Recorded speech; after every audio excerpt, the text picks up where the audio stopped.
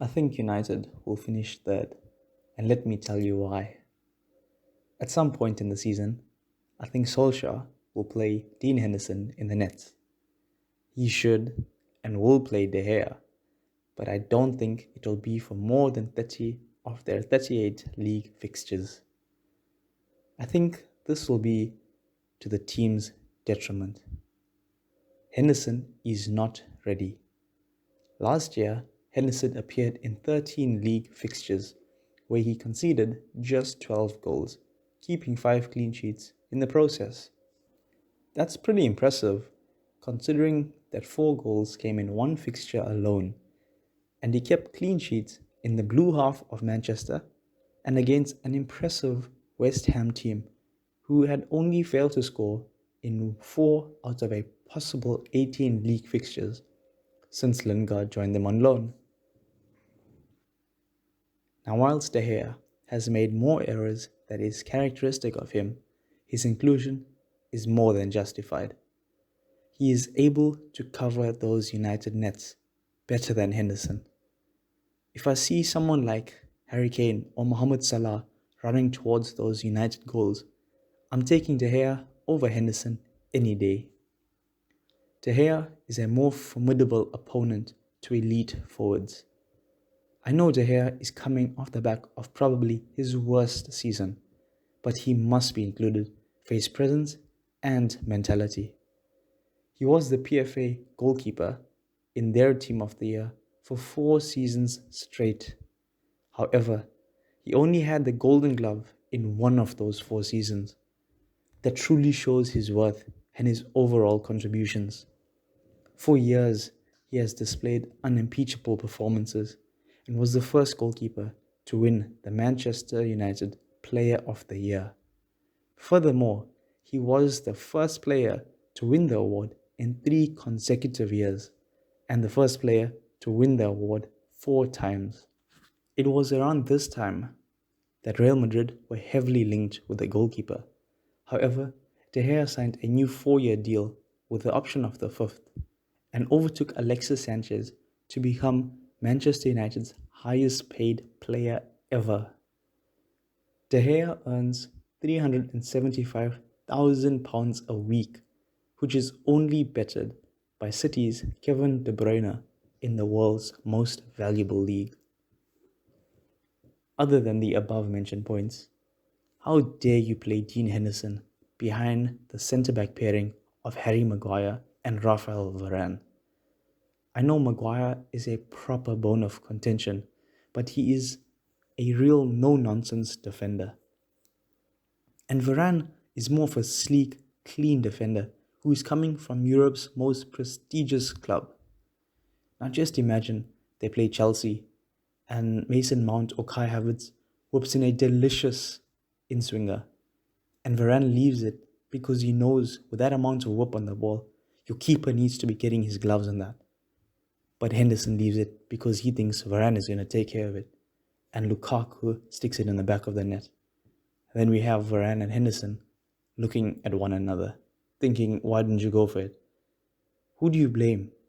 Can it honestly be Varane? Think of the keepers he's played with. Iker Casillas, Keylor Navas, Thibaut Courtois, and World Cup winning captain Hugo Lloris. Between Henderson and Varane, I think Varane knows more about the duties of a top-notch keeper than Henderson. And it's just down to his experience.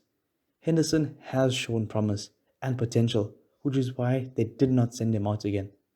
This is not a rant on Henderson, but he really shouldn't even be in the conversation. The reality exists where this 4-time Champions League winning defender is going to end his career playing in front of Dean Henderson. The reality exists where this 4-time Champions League winner is going to end his career playing in front of Dean Henderson. Come on. It is simply counterproductive to play Henderson behind such a powerful defensive unit who may very well have to take care of him rather than the other way around. Another reason why United will come third is because of their central midfielders in Fred and McTominay. These two seem to get forward at every available opportunity? Do they know they are defensive midfielders? When United launch an attack and I see those two players joining in, it creates too many passing options. The player with the ball at his feet has seconds to make a decision before he has to release it, and now he wastes time in considering them as an option. If United attack, Fred and McTominay should do nothing more than make a decoy run to take a defender with them. Instead, they want to be viable passing options, which is simply ridiculous. I genuinely think this attacking overload yields fewer goals than if they attacked with 2 or 3 players. I think when you are launching an attack, players who are going to be directly involved in putting the ball at the back of the net should be the ones to advance. I think McTominay and Fred make the team weaker at finishing. That 2021-22 United team boasts two of the best attacking midfielders in the game, who are feeding a striker that is deadly accurate from 2 touches, a left back who knows no fear, and a right winger who has proven that he is absolutely lethal.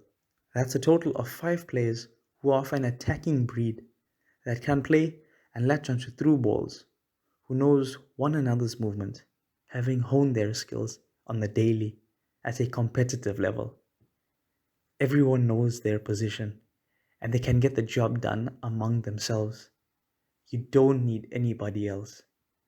The chemistry is destroyed if you try to include Wan-Bissaka, Fred, and McTominay. If those players are included, the attack is diluted and the team becomes weaker at finishing.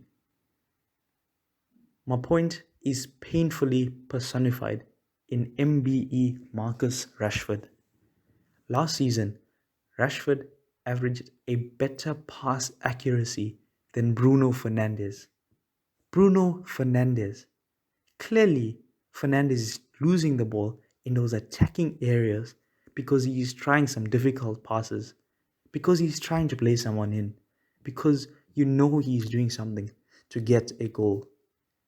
Rashford, on the other hand, is passing the ball, playing it safe, retaining possession. From all Premier League attackers in the 2020-21 season, Rashford ranks third for passes. The top two are Liverpool's Firmino and Salah. That is understandable because that's essentially how they attack. Now Salah has absolutely no issue getting the shots away, and Firmino's entire game is to link up that attack because they play through him. But what is Rashford doing there in the top 3 for passes from all Premier League attackers? This is a centre forward who used to shoot from anywhere on the pitch, including the United free kicks.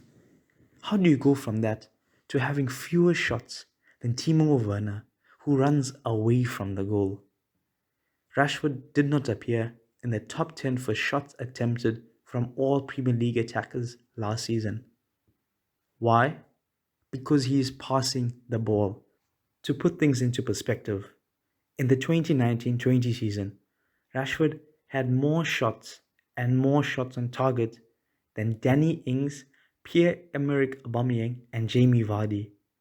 In case you forgot, Ings and Aubameyang finished the season with 22 goals apiece, which was one less than Jamie Vardy, who went home with the league's golden boot. Furthermore, Rashford attempted all these shots despite having fewer minutes on the pitch than them. This is exactly what I'm talking about. One of the most lethal strikers in the Premier League goes from shooting on sight to passing the ball. Case in point, McTominay and Fred are shooting more. From the 2020-21 Premier League top 4 teams, Kovacic, Thiago, Jorginho, Henderson, Fernandinho, Milner, Kante, and Fabinho had fewer shots than Fred and McTominay. Wijnaldum played almost 850 Premier League minutes more than McTominay, yet he only mustered 5 more shots than the United man. Players in a CDM position should not feel like they should take the shot on. You never saw Anderson, Cleverley, Carrick, or even Scholes getting into the nitty-gritty of things unless they had to.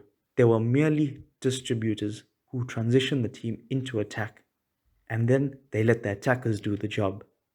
Fred and McTominay don't have to get on the score sheet. Period. Until we meet again.